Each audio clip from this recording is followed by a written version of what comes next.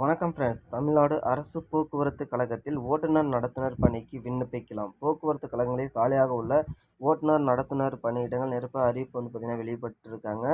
So 3274 ஓட்டுநர் நடத்துனர் பணியிடங்கள் ஏப்ரல் 21ஆம் தேதி வரை விண்ணப்பிக்கலாம்னு சொல்லியிருக்காங்க. தமிழ்நாட்டில் 8 போக்குவரத்து கழகங்களில் காலியாக உள்ள ஓட்டுநர் நடத்துனர் பணியிடங்கள் நிரப்புவதற்கான அறிவிப்பு வெளியிடப்பட்டுள்ளது.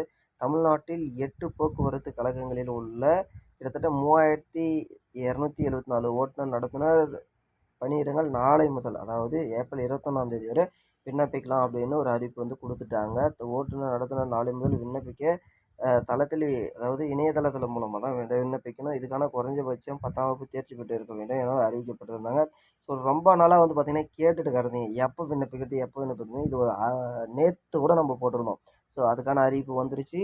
அதாவது இன்றோ நாளையோ வந்துடும் அப்படின்னு. ஸோ இது எல்லாருக்குமே ஒரு மகிழ்ச்சியான செய்தியாக இருக்கும்னு நினைக்கிறேன். ஸோ மறக்காமல் நம்ம சேனலை ஒரு சப்ஸ்கிரைப், மறக்காமல் ஒரு லைக்கும் போடுதாங்க. மீண்டும் அடுத்த வீடியோவில் பார்ப்போம். ஸோ எதுக்கு என்னென்ன தேவை அப்படின்றது மீண்டும் அடுத்த வீடியோவில். நன்றி, வணக்கம், தேங்க்யூ.